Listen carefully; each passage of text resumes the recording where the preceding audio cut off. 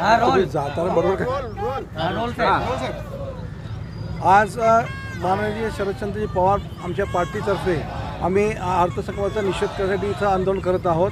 माझे सर्व कार्यकर्ते इथं जोमाने हजर आहेत आणि एक आहे की सरकारने बिहारचा आणि आंध्र प्रदेशशिवाय दुसरं काय केलं नाही।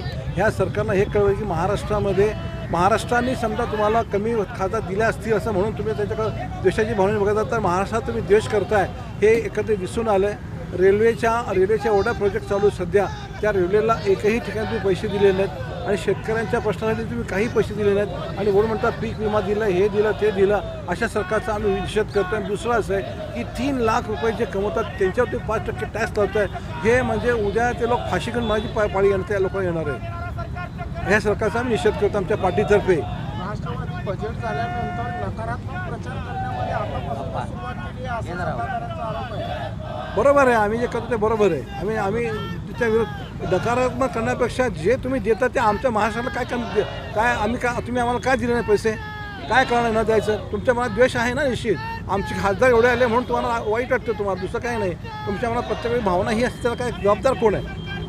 सगळ्या कार्यकर्त्यांमध्ये महेश कोटे दिसत नाही आहेत, ते आता येतील, ते बाहेरगावी गेलेत।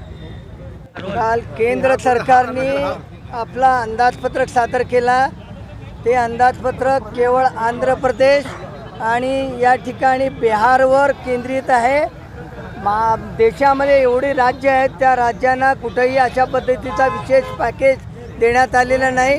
त्यामध्ये महाराष्ट्राला तर काही या ठिकाणी देण्यात आलेलं नाही। महाराष्ट्राने झालेल्या लोकसभेच्या निवडणुकीमध्ये महाविकास आघाडीला या ठिकाणी जास्त खासदार निवडून दिले, त्यामुळे महाराष्ट्राकडे या ठिकाणी दुर्लक्ष करण्यात आलं। महाराष्ट्रामध्ये विदर्भाला पॅकेज देणं अत्यंत गरजेचं होतं। महाराष्ट्राच्या बरोबर शेतकऱ्यांना खतामध्ये आणि कीटकनाशकांमध्ये GST त्याच्या ठिकाणी दूर करून त्या GST काढून त्यांना तिथं सवलत देण्याची गरज होती। त्या ठिकाणी रोजगारचा प्रश्न होता, महागाईच्या प्रश्नाकडे दुर्लक्ष करण्यात आलेलं आहे आणि अशा पद्धतीने फक्त खुर्ची बचाव आणि सत्ता वाचवण्याकरता या 2 मित्रांना खुश करण्याकरता हा सगळा आटापिटा होता। परंतु याच्यामध्ये हे करत असताना बाकीच्या राज्यामध्ये राहणाऱ्या जे लोक आहेत, ते गरीब आहेत, ज्यांना गरज होती त्यांना सवलत देण्याची, त्यांना अंदाजपत्रकामध्ये तरतूद करण्याची, ती तरतूद या ठिकाणी केली नाही। महाराष्ट्राकडे पूर्णपणे दुर्लक्ष केलं।